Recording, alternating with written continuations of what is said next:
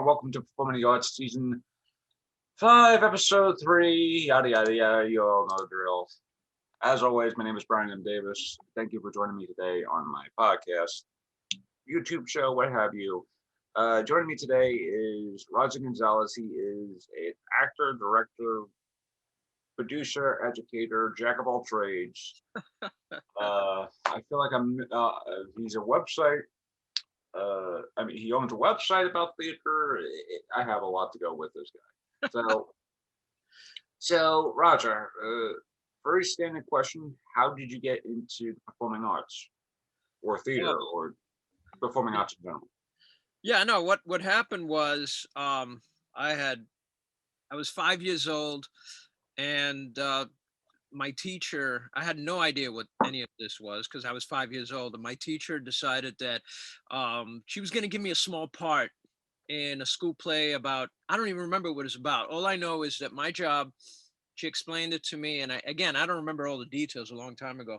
Go out there. At one point, you are found guilty, and the two policemen are going to drag you out and just, struggle a little bit, and that's it. That's all you have to do. No lines, no nothing. Maybe you can say no. And I still remember this because I don't remember the details of the play, but I remember going out there, and there must have been, it's a public school, so it was like 500-600 people in the audience. Oh, And geez.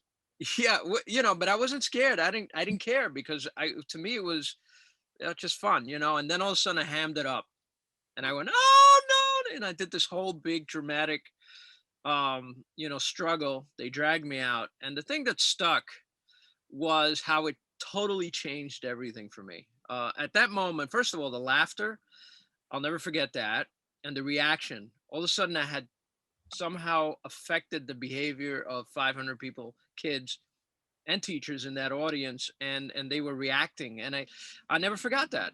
I mean, it's many years ago. I'm in my 50s, and I don't forget that moment. And then after that, I remember all these kids all of a sudden became popular from that one moment, and that was my first introduction, so I never forgot it. And then slowly I started thinking I want to be in theater, and there was a musical, Finian's Rainbow, playing in Jackson Heights, and I didn't have the courage to audition. I really was scared, but a couple of friends kept saying, "Oh, you got to try." And I Yeah. went, and that was my first musical. And I got cast in the lead. I was Woody. Had never sung on stage. Had never done any of that. So I don't know. It seemed to pull me in. There, I was nervous because there, I was a lot older. I was 17 or 18 years old. So, and that's how I got started. And then I took it in college. Um, I pursued it many years after college because my wife was involved in a play, and she says, "Oh, we need someone to do set building," and I volunteered to help. And next thing you know, I was the set designer. So every time I say I'm going to do something, I end up somehow being, more involved than I expected to be involved, and that's been kind of fun. And after I did that, I joined community theater, and I haven't stopped. And since then, I've done everything from direct to produce. I'm currently bringing a show on tour, which is an Hmm. award-winning comedy. I'm working as a producer and development consultant on that.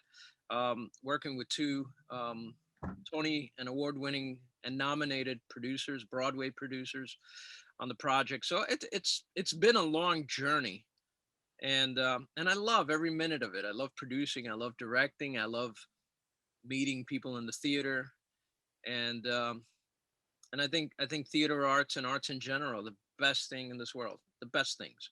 Oh, yeah. Uh, Especially, you mentioned community theater, and before COVID struck, I was really getting my handle on community theater, at least in Brooklyn.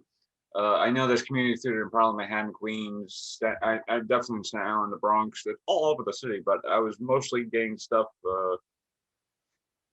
going in Brooklyn more so than anything else. But I'm pretty sure if it wasn't for COVID or and stuff like that, stuff like that too, you know, I would probably get more handle on community theater in Manhattan, maybe in Queens, probably the Bronx, and probably Staten Island too, just to get myself, at least a foothold of to say, hey, this is a community theater, rather than just saying when I think of community theater, I think of, this, the playhouses that worked in Brooklyn, so forth and so on.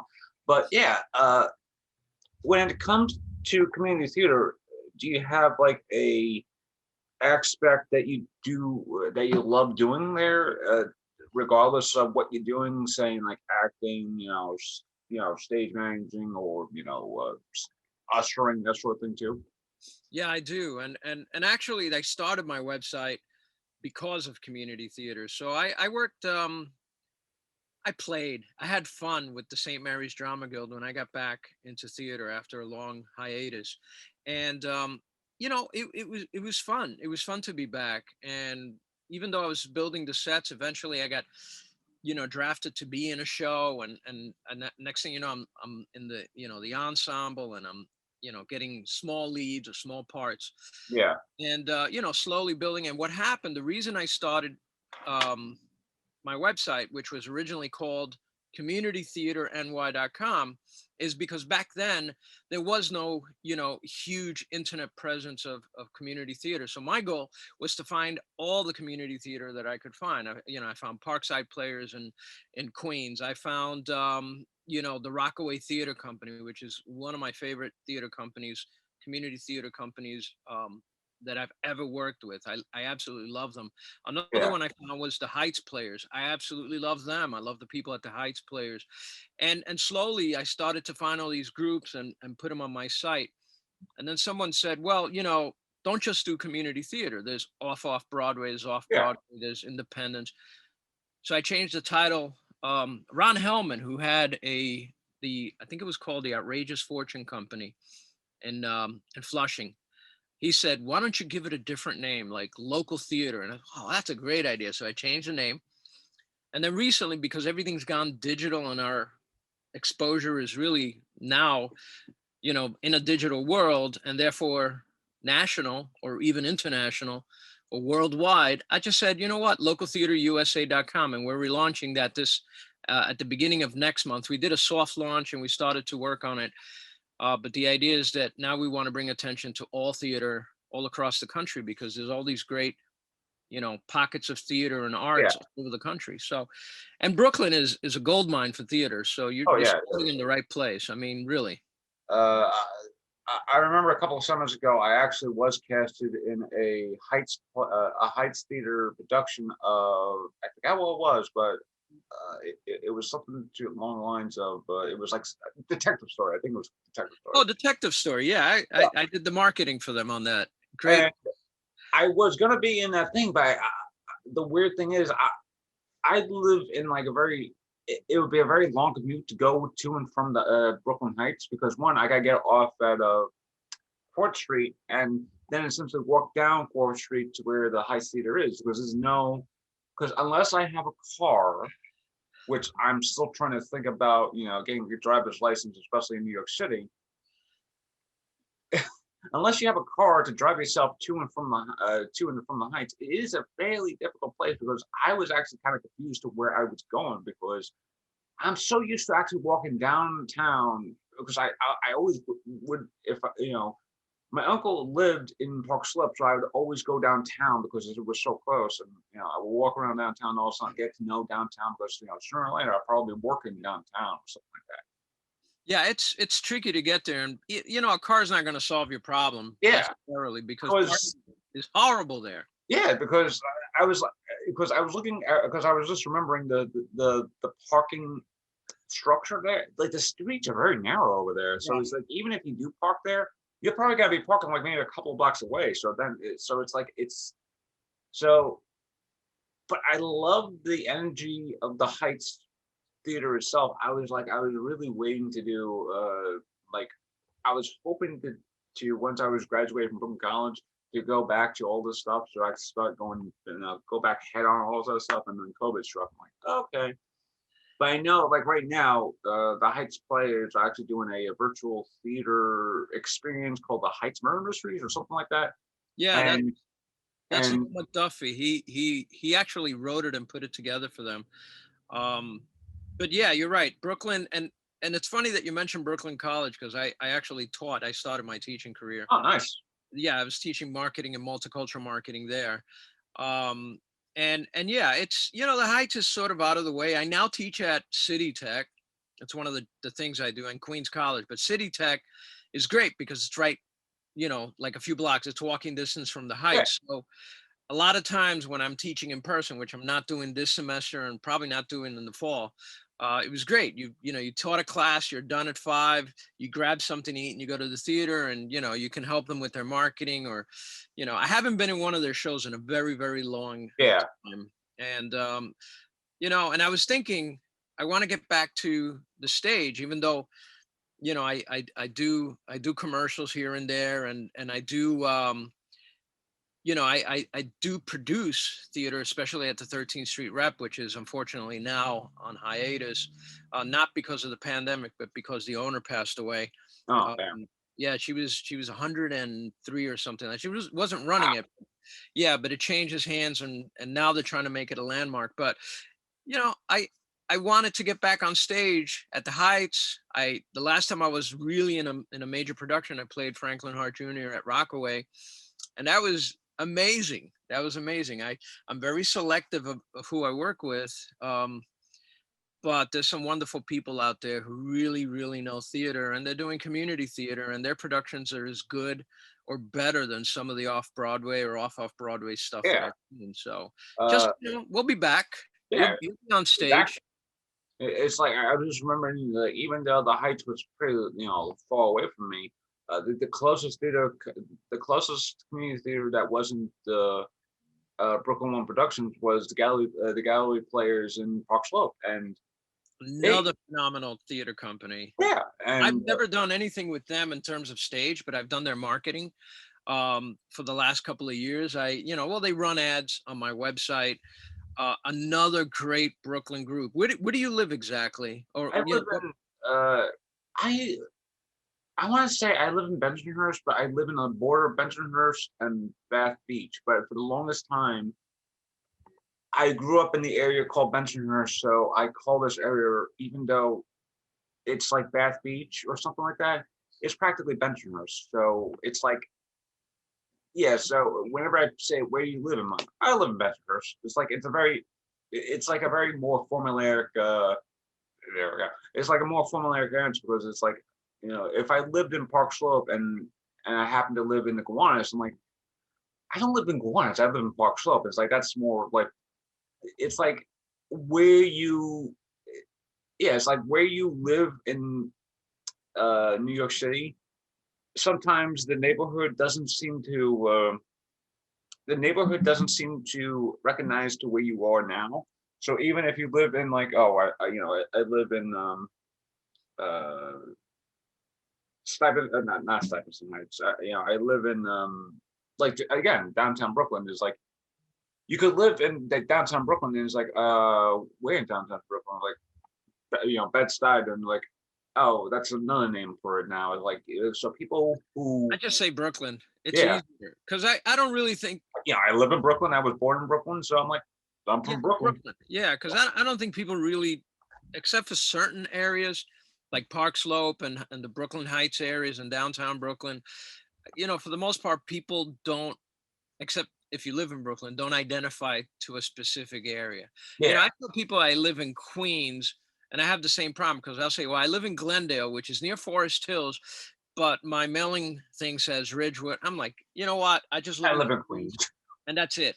Yeah, and to get from Queens to the Oh high God, players is, man, you literally have to take, the M train all the way downtown and then take it to Brooklyn. And it's tough, but sometimes it's better than driving, because if you drive, you just won't find parking unless you get there at 6. Then you can find Park Slope with the gallery player is a lot easier to park. So yeah. Well, now I mean, it's probably if it.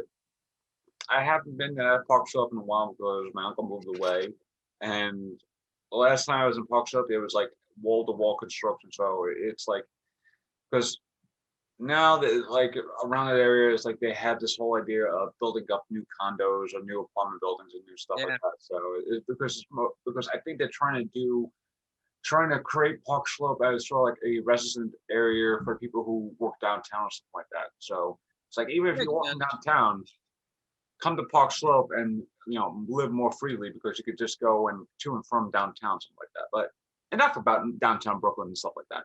So uh, yeah, once I saw about downtown Brooklyn and something like that, it's like the the gears just start popping in my mind and stuff like that. Especially since I miss going downtown and stuff like that. Anyway, enough about downtown. So you mentioned your website, Local Theater USA or Local Theater New York.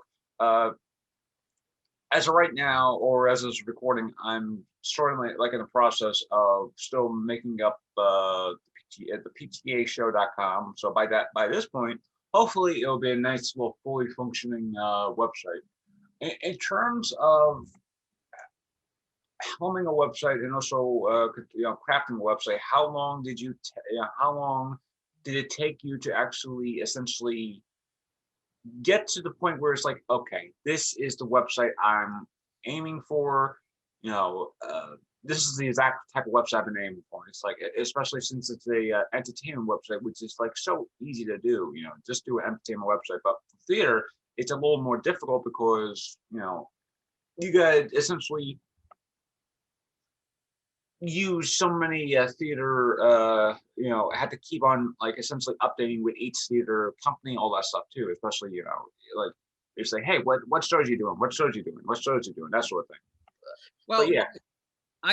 when I first started the whole idea, I was sitting in my living room, and I had worked for many years with Time Out New York. In fact, I helped launch Time Out New York. I was there at the very beginning before they were audited, before all those things. And Time Out New York had this wonderful life before the online thing started Yeah, to really happen. And I remember, we would sell ads into Time Out New York, and we had a huge theater section. But I loved the whole magazine, and that's when I started to discover, way ahead of time, that there was a lot going on in the city. yeah, And because we were competing with, at the time, with the Village Voice, which was a powerhouse, you got a sense of all the different clubs, all the different entertainment options that we had in the city. uh, that's where I started to really get a sense of the differences between, let's say, Broadway targeting tourists, and off Broadway, and off Broadway, and then independent theater, and then independent producers, and then self-producing playwrights. There's all this world of yeah, possibilities. So when I sat down, I said to my wife, everybody's doing a website. I think at the time I was running El Diario La Prensa. I was the general manager, and they were resistance against the idea of doing a website because they couldn't figure out how to monetize it. yeah, And so I said to my wife, I said, I gotta learn how to do this. It's the future. And so what I did was, I got, back then I got a bunch of books, right? Website design for dummies, or whatever it was. And I began to really research it. And I created the website with the idea that I was going to focus attention on the different theater companies in the five boroughs. And then eventually I grew a little bit beyond that, and I started to include theater festivals, profiles. Then at another point, I said, geez, I'm going to start doing videos, because it was me, yeah, just me. I didn't have a crew. I didn't have to pay overhead. While these big companies were trying to figure out how to send a video crew to interview someone, I was showing up with a small camera. Now yeah, I show up with my iPhone. It's great. I just show up yeah, with my iPhone. I have a little tripod, and it does everything that I need to do, and I edit on the way back home on the subway or wherever I am. But back then, I started doing videos, and they took off. And then I was in a show. I forget what show I was in. I think it was Cactus Flower. I was playing the dentist, and I kind of ignored the videos for a while. And people were sending me hate mail, like, where are the videos? You said you were going to do more videos. I don't see any videos. So I started doing more videos. As soon as that show was over, I began with that. And then the site really started to make me money, because up to that point, I wasn't thinking about money. I wasn't thinking of monetizing it. I was just, doing it for fun. And then when the recession hit, I was a little tight for that money, because I lost all my marketing clients. I was like, I got to figure out a way to do this. And I did. And now, right before the recession, my site was localtheaterny.com, was my main source of income. My second source of income was theater development. And my third source of income was teaching as an yeah, adjunct, teaching marketing. But that theater website had taken off. all of a sudden people are hiring me to do publicity and PR. They're hiring me to do their marketing. They're hiring me to, they're paying for ads. They're paying me substantial amounts of money to help develop, their plays, take it to off Broadway, take it on a tour, what have you. And then everything died again. Yeah. So I'm like, Okay. so the website is going to change. I'm still acting. I'm still producing. Yeah. I'm still working on projects, and I'm still teaching. But that part of my life, Local Theater NY, or now Local Theater USA, is going to try to be more of a self-sustaining website. So rather than these big advertising packages, inexpensive banners, I'm still going to do the email blasts and all those things, but I'm going to keep it contained Yeah. so that it doesn't eat up all my time. So I can then focus on a show that I hope to bring to Broadway in a few years. We've been working on it for 4 years. But right now we're doing a tour. Yeah. So get it out to, so the website constantly evolved, and it Yeah. took a few years for it to make any money at all. But I like to use it as a promotional tool. I'm not like BroadwayWorld.com or you know, um, Playbill.com or any of those websites where I do big, extensive articles and journalistic, investigations, any of that. Yeah. It's, you have a show, I'm going to help you promote it. I have tens of thousands of followers on different platforms that love to go to theater. But now we're kind of looking at this whole, zooming and site specific productions and things like that, because that's what we can do until theater opens up again. Yeah. Now you mentioned Broadway and you mentioned off Broadway or just off Broadway, that sort of thing too. In your experience, is there a difference between a theater that is on Broadway, because say something like I'm trying to think of a theater that's on Broadway specifically, because my previous job at Today Ticks will be so mad at me of not remembering all these different theaters on hand. Let's just say the Gershwin. Okay, all right. I think the Gershwin is the one that does Wicked. Yeah, I might be wrong on that one. Is it? Maybe. Okay. Let's just say the Gershwin, right? Now, compared to that, to something that's off Broadway, like something that's like off Broadway, which is essentially, I worked at second stage for at least for like a year and a half. One as a volunteer, and then as a usher for one of their plays that was actually on Broadway. Now, the plays that'll be off Broadway, it's literally like maybe down the block, but the play that was on Broadway would be like a block over. So compared to what I just said, when you think about going to see a Broadway show compared to going to see a show that's off Broadway but still is like a junction to Broadway, like actually on Broadway, is there a difference in promoting that? Whereas it's like, there's the Broadway show and there's the off Broadway show that's kind of like right on the edge, that's kind of like still on Broadway. Yeah, I mean, the differences obviously are the seating. The Broadway venues have 500 plus seats or whatever it is. So those and they appeal to tourists. That's a huge part of a moneymaker for New York City, is the tourists that come to New York with the intention of seeing a Broadway show, going to dinner Yeah. before or after the show, navigating through the Times Square area. It's not necessarily, Broadway is not an actual, space per se. It's the Great White Way. It's Yeah. theater that's the most professional theater you're going to find in the United States. Although I will say there are Broadway quality productions all over the country, Oh yeah. particularly in those AEA, those Actors Equity theaters outside of New York in the major cities. And there's Broadway tours, which take the show, out to those areas outside of New York. Off Broadway, God, off Broadway is pretty clear. It Yeah. is, you pretty much know what off Broadway is, but sometimes people say, "Oh, I'm in an off Broadway show," and they're not, because the venue is not an off Broadway venue. So when you're doing a show where bought the space, using the space, you have a limited amount of time in that space, and there's only 20 seats, and because you think it's around the corner from a Broadway venue, it's not. No. And I've seen people do that.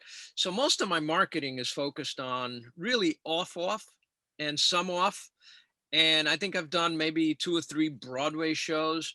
Um, but my audience isn't really the audience that they're targeting. I mean, the people that go to Broadway that are reacting to the marketing are typically people coming into the city, tourists. Not to say that, people from Connecticut and locally, don't go to Broadway shows. They do, but it's a different animal altogether. So I haven't really focused on marketing Broadway because there's so many other people that do it better than me. Yeah. Broadwayworld.com, playbill.com. These are websites that have that market cornered. So Yeah. um so yeah, the off thing is, 13th Street Rep is off. A theater for the new city can be off, but it's also, got spaces that are very tiny, but it's still considered off. Um, and then there's all these people who create theater who don't have an off theater company. Maybe they're a playwright, they have a play, they rent a space, they do the show at that space. So the definitions are a little, fuzzy in some areas. And now everybody's on an even playing field because Yeah, there.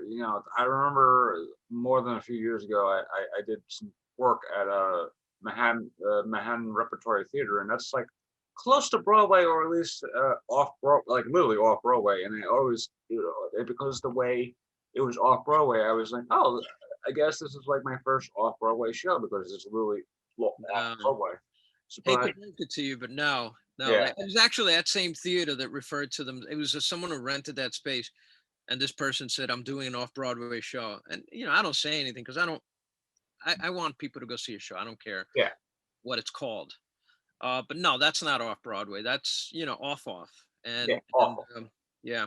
And by the way, Ken Wolf is a nice, Oh great guy yeah, who does so much for the people who who work at that space and who rent the space, and he does all sorts of playwriting workshops and things like that. So yeah, not off Broadway though.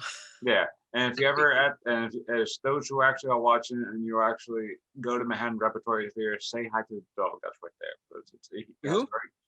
he has like a very nice dog that's right there. Yes, it's a famous dog. I know. Yeah, He's always putting his pooch in videos and things like that. So yeah, I have a new puppy this year, and you fall in love with them really fast. So I like totally get them. it's like Manhattan Repertory Theater, and I think the Players Theater in downtown, like downtown, have like the only theaters that I know of that have like a dog mascot. So Yes, it's that's right. That's right. because it's like it's weird that it's like one, it's genius marketing. Two, it's like if you want people to come see a show, it's like just put your dog right and just like put your dog in the advertising. It's one, it's people like, oh, it's like dog. It's like you can't. It's like, are you gonna say no to this face and not see our show? Listen, you got to try whatever you can to get people to come to see a show or see your work. So I don't blame them. Yeah, And as far as the Players Theater is concerned, they have off upstairs venues, so they have venues upstairs that hold 30, 40 people, but the actual Players Theater on McDougal is considered off Broadway because they have enough seating, to make it off Broadway. um Although, again, if you go to like um what's the other place in on Times Square, but there's all these places that you can Producers go. Club, What's that?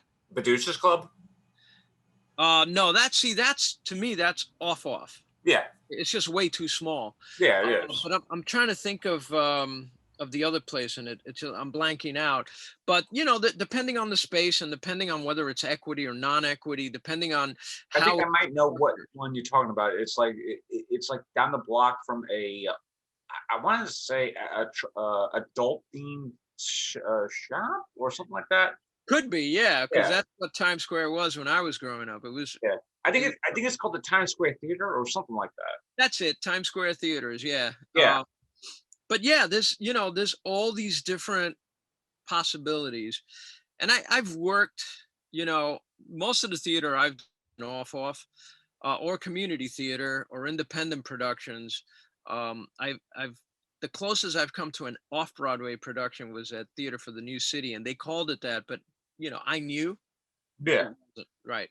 And it was an equity production. So we had, a wonderful cast, but it's not.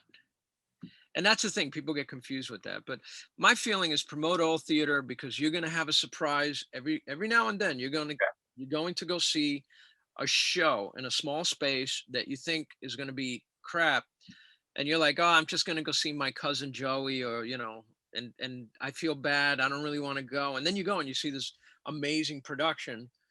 And that's the beauty of theater. That's what appeals to me, this incredible Yeah. thing that happens that sometimes is better than, I saw Ragtime on Broadway, and I was all the way on top, and they were all the way down there. I was on the balcony, and the show is absolutely beautiful. Then I saw it again. The Samaha players did it at Poly Prep in Brooklyn, and they do wonderful productions too. And Jeff Samaha brings in like a full orchestra. I mean, it's like I did sound for them one year because my daughter was in one of their shows, Children of God, and it was something like 32 body mics. So Oh God. I'm up there going, get ready with mic 6, 5, 10, 12, 13, and 14. Get ready with, okay, up with 6, 10, 12, 13, and 14. It was insane. And their productions are amazing. I mean, they're beautiful Broadway quality productions. So when they did Ragtime, I was blown away. Yeah. Then I watched it at the Heights Players in that tiny little basement that they have, and it was the best production I ever saw of Hmm. Ragtime. Why? Because it was so personal. When I think the character's name is Coalhouse, when he's singing, he's literally 3 feet away from you, and you're feeling everything he's feeling. I got closer and closer and closer on that production to the actual cast and the story, and it was gorgeous. And so my whole argument is you don't need Broadway. I Yeah. mean, you do You need keep Broadway, Broadway. but you don't need Broadway to see a great production. Yeah. You just need people who understand what a great production is. Yeah.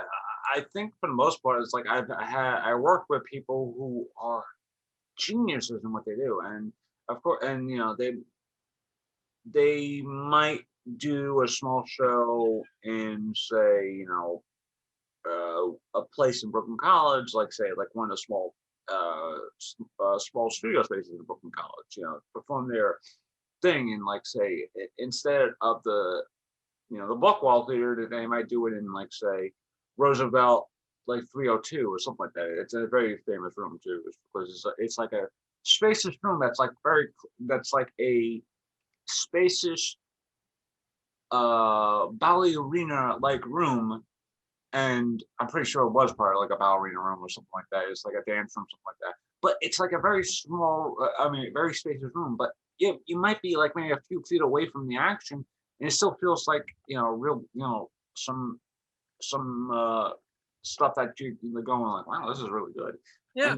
And the same with like the Buckwall, where it's just like you'd be watching the play on the stage, and you're like literally like maybe a few feet away from it, and it still feels like realistic compared to say like the times when I did go to Broadway, which was rare because I really didn't go to like Broadway all the time, because it's like Broadway, so it's like it's got to be like, oh, a couple of $100, a couple of hundred a ticket or something like that, just to see it on like in the mezzanine or something like that. And if you go see a Broadway show, and like it's like going to McDonald's or Burger King with Broadway. It's like you want to have that good fast food. Well, not like, okay, that's a bad analogy. That's a bad analogy for Broadway, but well, it depends on the theater. I Does. mean, it depends on the theater and also the what type of shows that they're doing.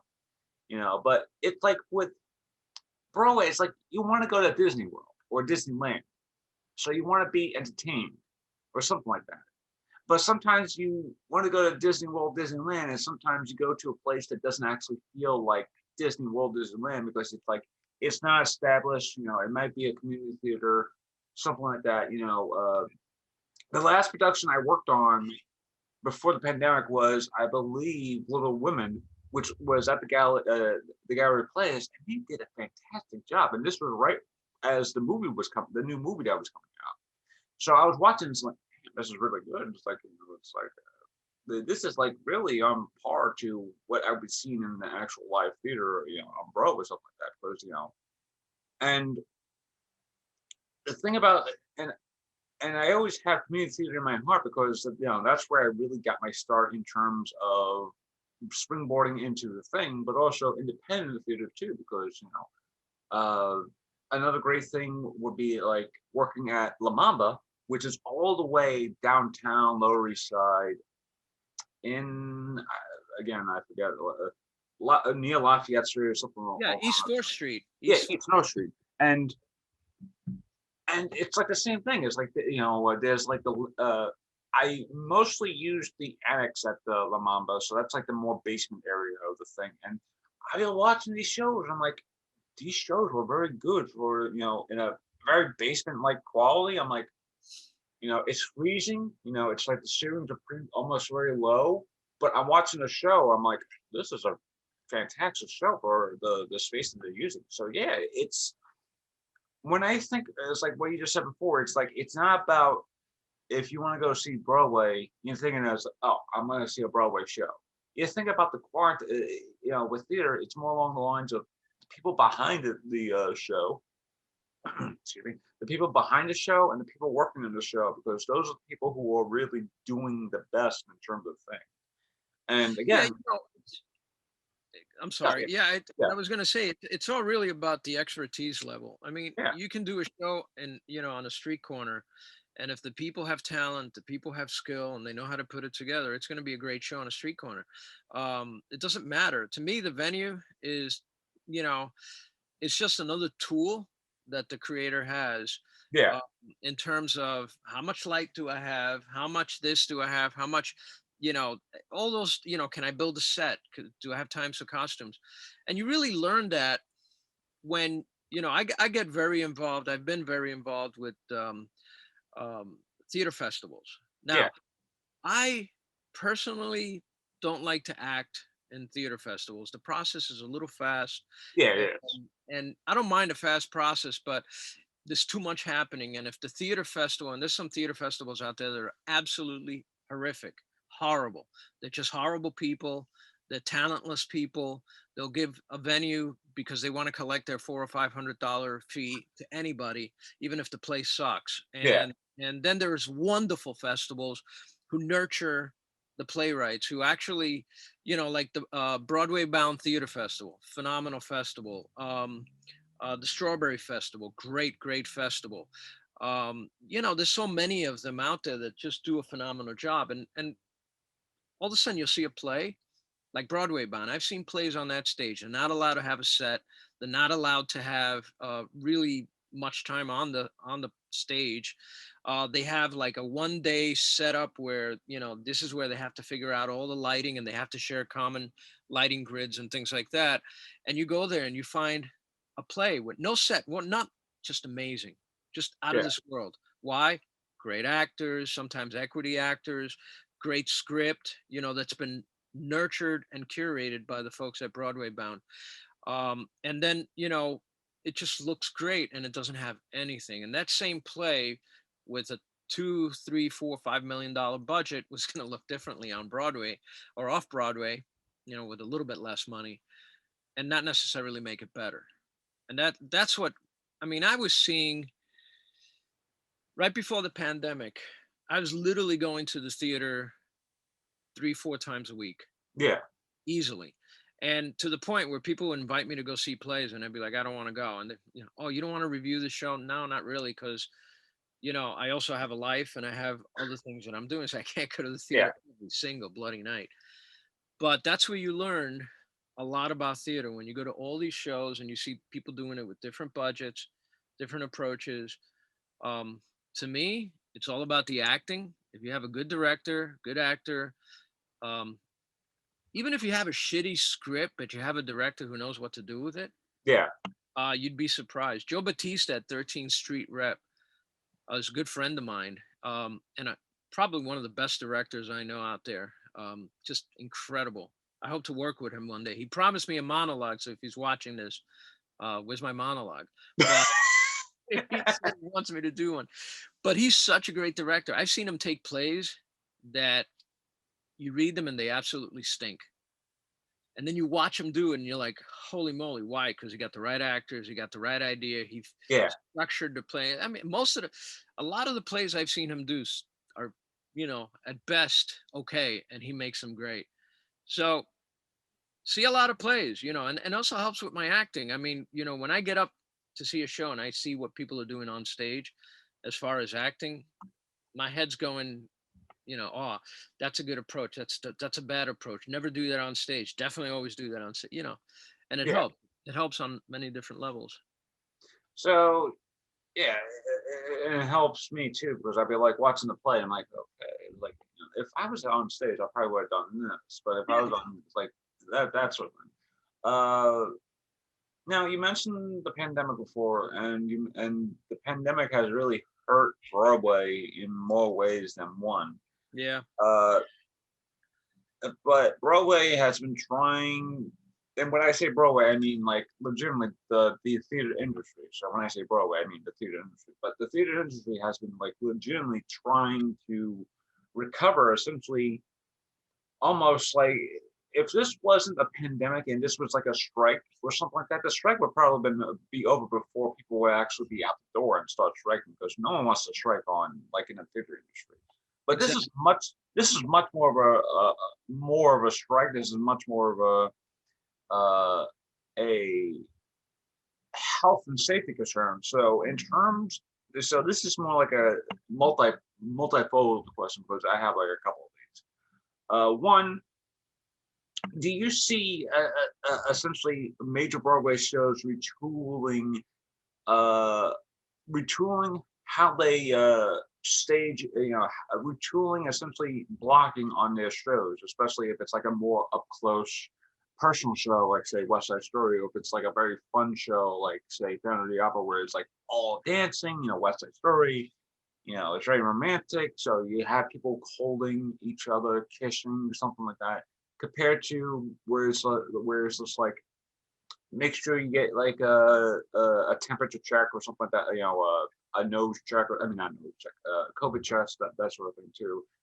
And I know they were thinking about having people who were going to see the show to like anybody who's going to see a Broadway show, make sure to have a COVID test. Like say, hey, I had my COVID test. I came back negative. That sort of thing. That was today. That sort of thing too. I think Like the question I was trying to say is like, what kind of precautions will we see once the theater industry like fully returns? There we go. I ask, it's funny because I asked a similar question to my two Broadway producer associates a few months ago. During one of the conversations working on the project, and my question was, what do you think is going to happen next? When do you think will it open? And we're talking about Broadway, obviously, not Yeah, everything else. So, a couple of things come into play. First of all, the vaccine. So let's see what happens as a result of the vaccine. I think with the vaccine, things will begin if people actually go out and take the damn thing, get the vaccine and take yeah, all the precautions they have to. I think that we will start seeing a movement towards plays as they were. However, I don't think we'll ever go back 100% to the way we did things. Like for instance, actors equity requires a certain type of dressing room for your cast if yeah, they're equity, and it has to be a certain amount of space. And now there's ventilation issues that are coming into place. There are venues that formerly would host an actors equity production, even Broadway venues that had these tiny dressing rooms, and all that has to be restructured, and actually the thinking behind it has to be changed because you can't have 20 actors in an ensemble cast be in crammed the same into a room. tiny little space, Yeah, right? And just changing in front of them, and sharing drinks, and food everywhere, and little things to pick on, and people are using their fingers. So all that has to completely change on all theater, pretty much. But I think with the vaccine, you're going to see that theaters are going to make their own choice, their own decisions on these things. They're either going to say, you can't be in the show unless you're vaccinated, or you have to have a test, the day of, because taking a test when you're starting a production, this is something I'm looking at right now. I have a I have a short film that I'm going to be working on, and I think I'm going to demand that my actors be vaccinated, and Yeah. I'm going to have a very small crew. Everyone's going to have to wear a mask unless you're in front of the camera. But I have to take these precautions that other people will never see or hear about. But in the theater, it's going to be the same thing. First of all, the unions are going to demand certain things, and producers are just going to have to follow. And Yeah. they haven't yet completely 100% decided on what those things are. And those things may be decided, but may change as the landscape, if you will, as the pandemic changes. Yeah. Um, I don't think actors are going to be resistant to doing like kissing scenes or anything like that. Um, but if you're going to kiss someone on stage, you want to make sure that person's either been vaccinated like you, or hasn't. I mean, testing them means nothing, because I had COVID at the beginning of last year. I never had a fever, Hmm. not once. I never had a fever except for the very, very last day. I had a very light fever, slight fever. And then that was it. I didn't really cough. I was just tired. I was Yeah. beat up. And then I had antibodies for the longest time. I don't even, just a month ago, my daughter had COVID and she quarantined herself, and no one else in the house got it. And I'm assuming I still have the antibodies because I haven't been able to get the vaccine. So all that's going to come into play. But I think we'll go back to, people on stage dancing together, holding hands, kissing, doing all those things. Just there's a lot of things happening backstage to make sure those people are Yeah. safe. Now, Actors are a funny bunch. They don't want to stop acting. oh yeah, Yeah. trust me. So Actors just want to be on stage and act and be on stage and really have that lifeblood of being in that show, because my acting friends and my colleagues and my best friends are like, they really miss being on stage. And one of my best friends was like, they were literally just they literally haven't been act they literally wasn't on stage for like almost a year or so, and they were like so enjoyed just to be back on stage, just for yeah, like just to be like on a very small yeah, just to be on like a very small set, or at least a small production thing. So yeah. uh I Now, didn't mention, just to cut you off for a second. I didn't mention the audience though. I mentioned the yeah, people. I was actually gonna I Yeah. was actually that was my second question, which is Okay. essentially the audience. Now, You go ahead. Yeah.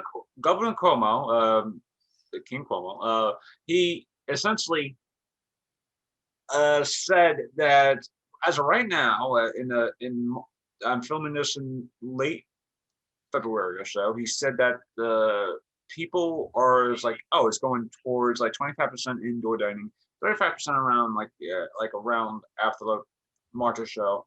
But when it comes to venues, I heard that the venues are going to be like very like not half full. Basically, like say like maybe 35% in 35% or so.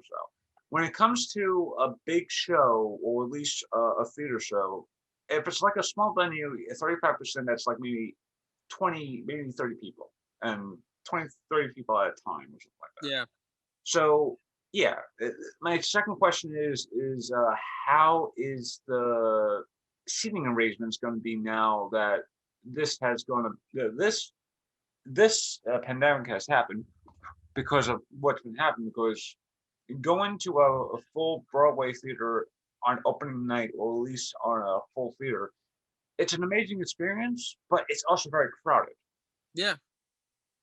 Yeah. I mean, it is, and it depends on the size of the venue, and and I'll tell you, some of these smaller venues are just not going to survive.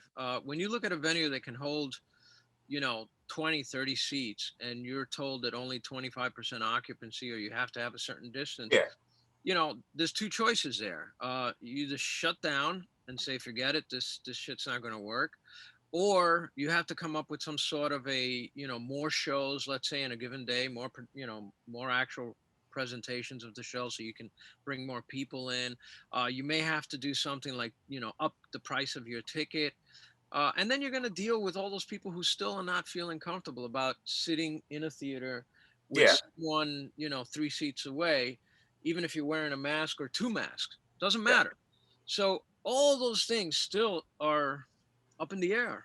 I mean, you look at the 13th Street Rep, right? I think they have, I want to say about 45 seats, if I remember, maybe 65. I can't remember, but it's a small venue. But they're tight. Yeah, They're tight, and you sit in there, and you have someone right next to you. So now, let's say you even make a space.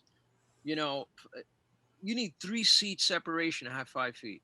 yeah, Now you're going to fit what, 15 people in that theater, and then you also have to take into account opening night cast parties, which probably a thing of the past for a while. And that's where people mingle. So like when you go to the 13th Street Rep, their lobby is very small. You put 15, 20 people in there, they're close. yeah, So all those things have to be taken into consideration. Yeah, the bigger theaters have more room, but they also have more people. yeah, So, the question is, who's going to buy a ticket to see a show once everything opens up? Who's going to have who's going to say, I don't care, I'll put on a mask and I'll go see a show? I'll do that. yeah, And if I have a vaccine, if I have the vaccine by then, I'll still wear a mask and I'll still go see the show. I don't care. If I had to be cast in a show and there's a kissing scene, the only thing I want to know one or two things. Is the other person vaccinated? Because that's going to make it a lot easier for me as a human being to say, I'm willing to do this. And I'm not sure that if the other person, well, at least if I'm vaccinated and the other person has COVID and kisses me, I'm not going to get it. But, there's still a lot of questions. Um, yeah. I saw a reading of a play where these two actors had a kiss, and my daughter and I went to see it. It was a reading of a play that eventually ended up being at IATI by Joe Karashik, who's one of my good friends and the person I'm working with to bring that show on tour. We were working for 4 years together. He did a reading of one of his plays, which eventually got staged, and there's a kissing scene. Yeah. And I walk in, and I right away I noticed one of the actors got the sniffles. This is way before COVID, so this Yeah. actor, blowing his nose, and he's got this little tissue that looks like it's been through Hell. nostril hell. I mean, he's Yeah. practically, digging into his nostrils to get the boogers and the cold out and the whole thing. And so at first I thought it was part of the show. And then I realized he's really Oh sick. no, he's actually sick. He's sick. He's actually sick. So the play moves on. And the whole time, even during the play, he's, and I'm I like, remember. he I, gets he gets to the kissing point and the other guy kisses him. And I remember my daughter turning around going, ew. It's like, and I thought, now that's dedication, because I would have said, I'm not no kissing way. that actor with a cold. No way. Today for the reading, we're going to hug, Yeah. or we're going to do something that doesn't get me close. And that's just a cold. Yeah. So, And that's another thing about theater spaces too, is that you can catch a cold or some sickness rather quickly because of all the people that's there. I remember we were doing a show a few years ago where I was an usher, so I would be in the audience like sitting down. And the main actor, he had a cold, right? And I could tell he had a cold. It was like, yeah, yeah, just don't worry about me. I'll just plow through it today. But and you could tell in his voice too, is like his voice was more deeper. You could have he was a little sniffles.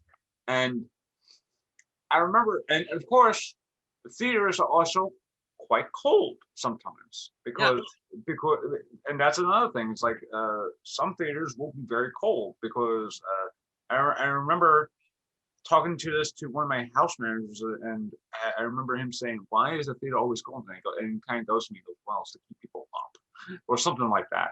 And you have to remember, one, theaters are quite cold, and if someone's fighting a cold or something like that, there is a lot more chance you might gain that cold too. Because I remember, because once that show ended, I came home. I was like, okay, I was like, if I get something, I'm getting something. And then next couple of days, I'm like, oh, okay, I'm starting to feel something now. yeah. And then I think I caught another cold at the same time from my brother. So I was literally like so on the bed, just like so like I kind of joked to myself. I was like practically like The Walking Dead, where it's just like I was just that uh cold ridden. So yeah, it's definitely gonna be something where it's just like one, Yeah, it if the seating charts are spaced out, especially in a small theater, good for them. But also, you got to deal with not only COVID, but also other sicknesses as well. Someone might have the flu. So, oh my God, well, it's funny that you say that because I always felt theaters and dressing rooms were petri dishes for any number of possible colds and flus. And I know most actors who do theater know that for a fact. They know that if they do a show in certain festivals, they're going to be put in a tiny little room where other people could be sick. And the scary part is that when this whole thing developed and everybody was talking about it and Cuomo was coming on and they were thinking about shutting down everything, this before it went into full mode yeah, pandemic. I was working on a production that was going to open at the 13th Street Rep, and I remember going to that, to do a video with the entire cast, and a couple of them were sort of, and I was doing that too. And I thought, at the moment, I thought, yeah, it's nothing. Well, I ended up getting COVID shortly after that.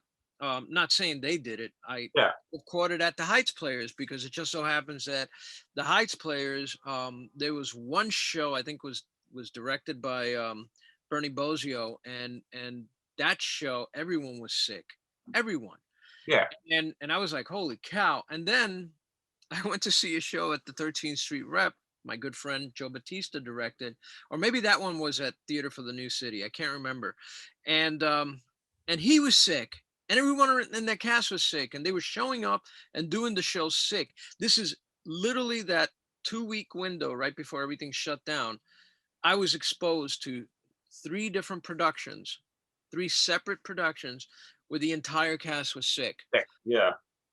And there were a couple of people who passed away at the 13th Street Rep. uh, One person actually, from COVID, who lived there. Hmm. um, and there was a person who passed away at the Heights Players at the end of last year suddenly. And he was an older fella. And I sometimes think, who had COVID out of these people? It's hard to tell. But yeah, man, I think moving forward, to answer your question, there's still a lot of questions to be answered. I think if I produced a play, I would insist that the cast be vaccinated and the crew. I would be vaccinated, because at least I feel like we're not It going to was some spread it. sort of less danger, but more less danger to ourselves, but at least we're professional about Yeah, and look, you know what? I think it depends on the business owner, whatever business you're in, because I do marketing consulting with other non-theatrical or entertainment entities, and there's a lot going around about, at to what point should we take precautions. I think taking the vaccine, I know some people are resistant, and they have different political views and theories and it. all Yeah, that stuff. So I respect if a person doesn't want to do it, but I think that if I produce, I know that I'm producing a few things. I'm going to insist on vaccinated cast. You don't want to vaccinate yourself, then I'll just cast someone else who does. yeah. It's sad because we've lost a lot of actors in New York, Oh yeah, and I don't mean to, thank God, to dying or to COVID, but just they couldn't stay here, they couldn't afford the city, they had to go back home to yeah. wherever. We've lost a lot of talent who've had to give up on life in the city, and so that makes our choices a little bit more filtered. But I would insist on that.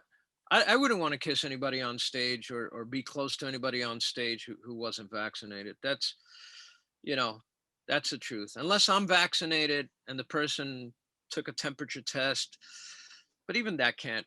Yeah, even that could always be like a false negative, like literally a false negative. It's like, I would go, when I had work, I would have do a temperature check, and then I would feel a little hot because I'd be walking to and from work, and it is sort of like wintertime, and my temperature would always be like, oh, it's like your temperature's like 89.9 or something like that, and I feel a little warm regardless. So yeah, it's definitely one of those things where it's just like And of course, if you're going into the theater, it's like what you just said before. It's like a petri dish of possibly other sicknesses. So Yeah. you know, And look, these theaters, a lot of them are just not that clean. yeah. Maybe Broadway has the ability and the can afford to have the theater cleaned in between shows, like really, disinfected. But a lot of these productions you're dealing with, especially when you get to the off venues and places like that, and even many of the off Broadway, they don't have the money Uh, yeah, to they don't hire. have the money or the facilities like literally to be a very clean facility. Yeah, I mean, have you been to some of these bathrooms at some of these theaters? It's like, oh my Yeah. God. There's theaters everywhere. There's a theater, that does festival in a project, at the Hudson Guild Theater. And those bathrooms are kept pretty clean, but I don't think anybody's really cleaning the theater. Oh no. And there's, if they do a festival, a live festival, you're going to have 4 shows in one day. Oh yeah. And you're telling me that someone's actually going to go around and wipe everything between shows, because the cast ain't doing it, and Yeah. the people who paid to be in the festival ain't going to do it. And I can tell you right now, the festival people ain't going to do it because it's a small skeleton crew. So I get a vaccination, and then maybe you're safe. But Yeah. It's definitely gonna be a weird next few years, or at least the next couple of years. But we may, people might not be done. People might not be dumb and just start treating this thing, more with more seriousness and gusto, and suddenly, I don't believe it. I yeah, think I'm sorry. I think most people are. There's too many people. Let's just say not yeah, most, but there's too many people who are still resistant to this whole idea. Still don't take precautions. yeah, Still wear their masks. Down here. It's like, I'm sorry, but you're hurting the rest of the population. You're an asshole if you are the kind of person that walks into any kind of a venue, pardon my French, and refuses to take any precautions. That's what you are. yeah. And again, this doesn't stop at COVID. This also goes with different other sicknesses like the flu or stomach Yeah. flu, the common cold, that sort of thing too. Is especially the common cold, where it's like if someone is not feeling well and on the day of, and it's the common cold, chances are they gotta be knocked out, like regardless, like during the show, just trying to save their energy. It's like I remember times where one of the coaches would be like, "Oh, I have stomach flu, so I'm just gotta be. I'm sitting around myself. Just don't bother me until I'm on stage." You Uh, know, I got to tell you something. Whenever I produce shows, whenever even before COVID, way before COVID, I would stay away from cold. The heavy winter part of the year, and that was because I know a lot of these little theaters that we would rent to produce our shows were cold. Like you said, very very few heaters or not enough heat. yeah, B, because it affects ticket sales. When there's a snowstorm and you have to cancel your show because you have no choice, you can't make up that show. Usually, especially in a rental, because you're limited to that 1 week or 2 weeks, and unless you do a show on a Tuesday, which again, you know, based on availability. But yeah, it's you know, I can only imagine if people are saying, and they are, that we should be opening, or we will be opening theater by the end of 2021. Um, that also means we're heading into the cold season. yeah, So I think we still have to sit and wait. Unfortunately, for me, it's about acting on. I don't really like doing Zoom readings unless they or Zoom uh, plays unless yeah, they're leading to something, unless it's a reading because we're looking to stage it down the line. But I love the Zoom. I think Zoom, if you're creative, you can create some amazing Zoom presentations that are interesting. The same thing with digital. I can take 2 actors and put them in my living room, make sure that they've had their vaccine, and use the living room as the set. And if one scene is in the kitchen, I move those 2 actors to the kitchen and do the scene there.